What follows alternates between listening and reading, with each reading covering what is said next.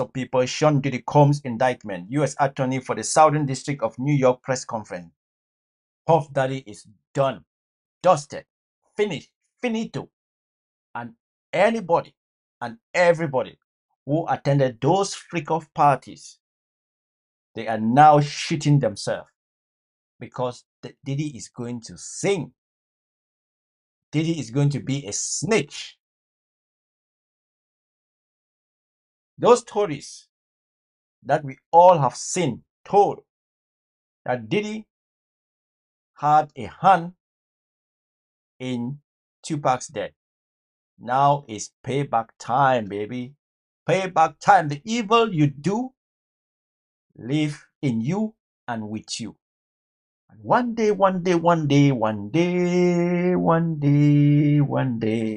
you will be accountable for your evil deeds. Today, after when was his house raided? That's months and months ago. Some people were saying he's innocent. There were plenty of rumors, but the people who knew Sean Diddy Combs said Diddy is going down. DJ Academics, even his bodyguard, Jimmy, they said Diddy is going down. Why? Because they know. His bodyguard knew. He saw Diddy. And some people were like, no, he's just cloud chasing. He's just... What are you guys going to say now?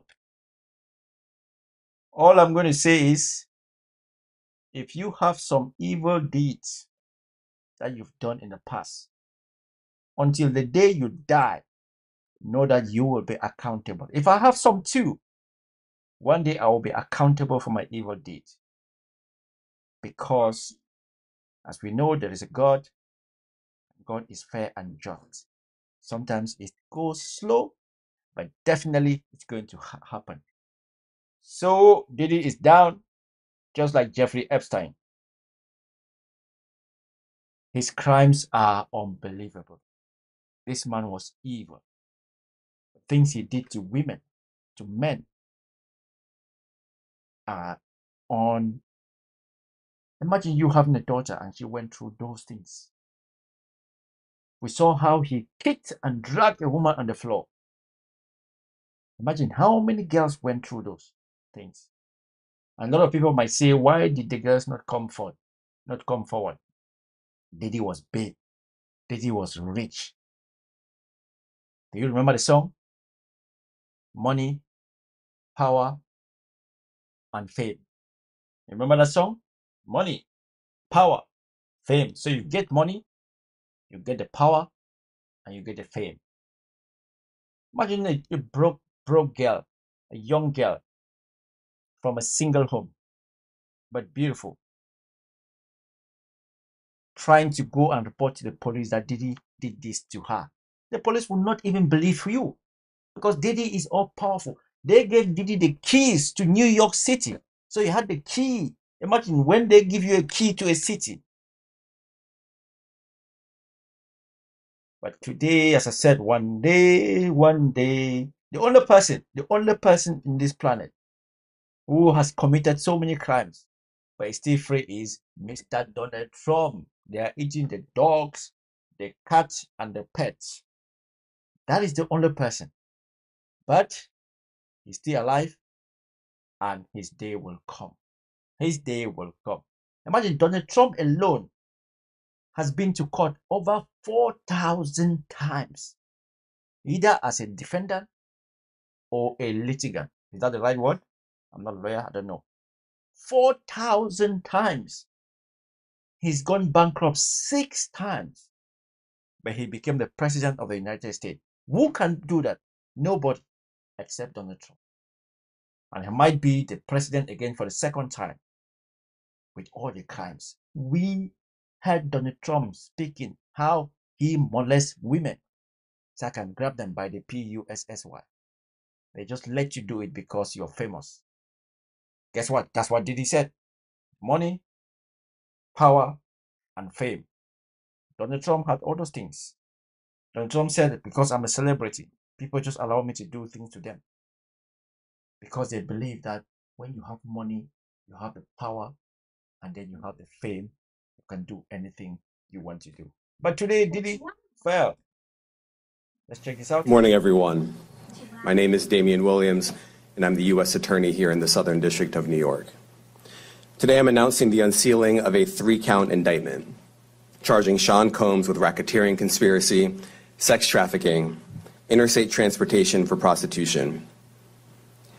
The indictment alleges that between at least 2008 and the present, Combs abused, threatened, and coerced victims to fulfill his sexual desires, protect his reputation, and conceal his conduct. Yo, that is crazy. As alleged in the indictment, to carry out this conduct, Sean Combs led and participated in a racketeering conspiracy that used the business empire he controlled to carry out criminal activity. Okay, but before we unpack this indictment, I still want to ask you guys, please, you need to follow me.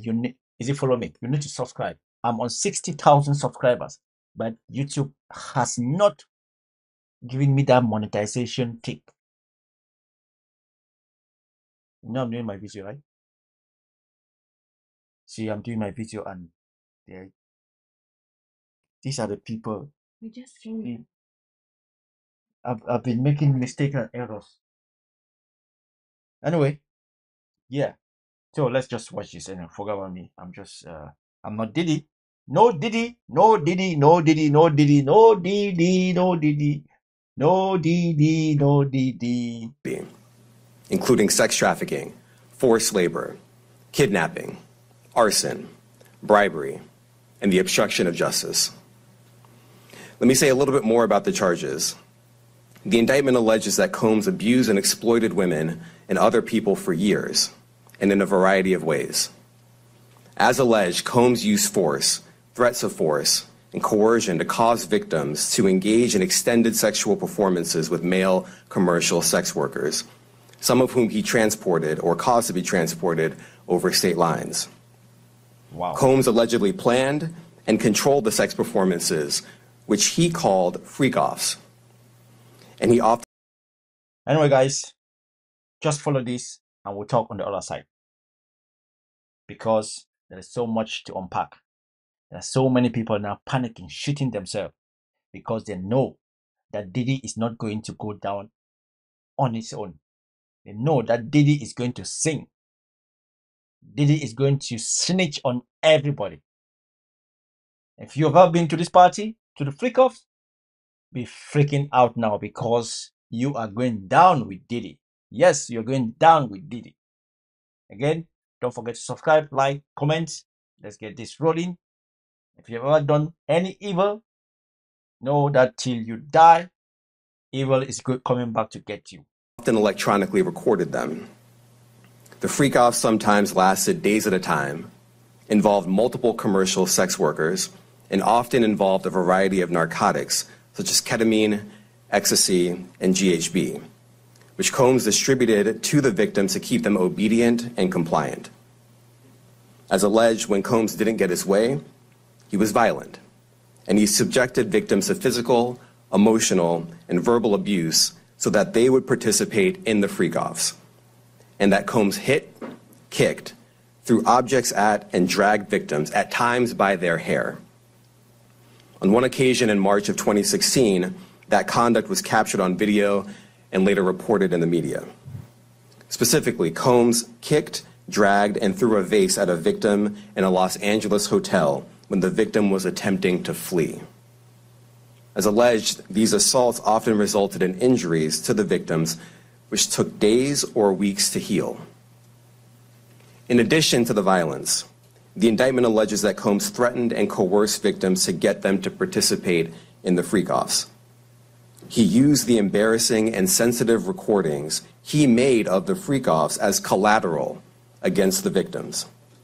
And the indictment alleges that he maintained control over the victims in several ways, including by giving them drugs, by giving and threatening to take away financial support or housing, by promising them career opportunities, by monitoring their whereabouts, and even by dictating their physical appearance. Because of all of this, the indictment alleges that the victims did not believe they could refuse Combs without risking their security or facing more abuse. The indictment also alleges other acts of violence undertaken by Combs and others, including violence against witnesses to his abuse, kidnapping, and arson. The indictment alleges that on more than one occasion, Combs carried or brandished firearms to intimidate and threaten victims and witnesses. Now, Combs did not do this all on his own. As I mentioned, Combs has been charged with RICO conspiracy. He used his business and employees of that business and other close associates to get his way. Those individuals allegedly included high-ranking supervisors in the business, personal assistants, security staff, and household staff. The indictment alleges that those individuals facilitated the freak-offs. They booked the hotel rooms and stocked them with the supplies, including drugs, baby oil, personal lubricant, extra linens, and lighting. When the hotel rooms got damaged, they helped clean it up. They arranged for victims and commercial sex workers to travel for the freak-offs, and they delivered large quantities of cash to Combs to pay for the commercial sex workers. The indictment also alleges that they helped Combs cover up his crimes. During the March 2016 incident at the LA hotel that I mentioned earlier, a member of the hotel security staff intervened, and Combs attempted to bribe the staff member with a stack of cash to make sure that what happened was kept quiet. And as the indictment alleges, in late 2023, after public allegations were made about Combs' crimes, he and others pressured witnesses and victims to stay silent, including by making phone calls to witnesses and victims and giving them a false narrative of what they had experienced. And as alleged, Combs used others to help conceal his abuse by monitoring and preventing victims from leaving a location in order to hide their injuries, or by locating and contacting a victim who had attempted to flee. As part of this investigation, in March of this year, special agents from HSI executed search warrants at Combs' residences in Miami and Los Angeles. They also executed a warrant for Combs' electronic devices. During those searches, agents seized evidence of the crimes charged in this indictment. They seized firearms and ammunition, including 3 defaced AR-15s and a large capacity drum magazine. They also seized evidence of the freak-offs, electronic devices that contain images and videos of the freak-offs with multiple victims. And they seized cases and cases of the kinds of personal lubricant and baby oil that Combs' staff allegedly used to stock hotel rooms for the freak-offs, more than 1,000 bottles altogether. Here are some of the items that we recovered during the searches.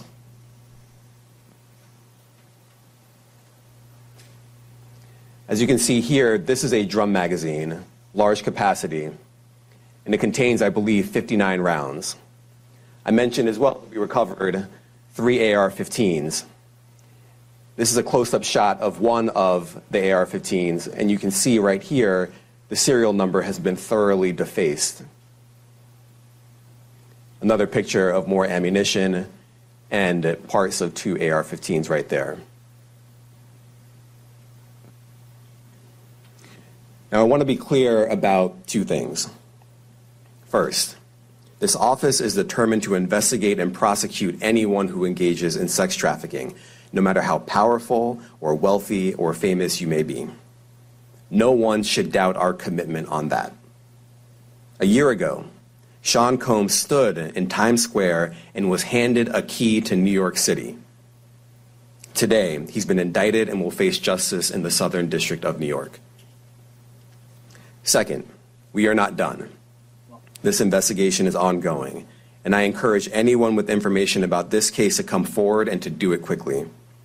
Anyone with information can call 1-877-4HSI-TIP. I want to express my deep appreciation for the victims and witnesses who have used their voices and helped bring this criminal conduct to light. We would not be here without them. I also want to thank the dedicated case agents on the HSI Trafficking in Person Squad in New York. They have been with us since day one and have worked tirelessly on this investigation. They will continue to be invaluable partners to us. I also want to thank the incredible agents and analysts from SCNY who have also provided tremendous assistance on this case. I'm deeply grateful for their continued work. And finally, I want to thank the outstanding career prosecutors from SDNY who are handling this case. Meredith Foster, Emily Johnson, Chrissy Slavic, Madison Smizer, and Mitzi Steiner, and their supervisors, Jamie Backleepter and Jacqueline Kelly. They are members of the Civil Rights Unit in our criminal division. We created the Civil Rights Unit when I became U.S. Attorney. I'm deeply proud of their work on this and so many other cases. I'll now take some questions. Aaron Katursky, ABC. Thanks, Nick. Damian, thanks. The indictment describes aggressive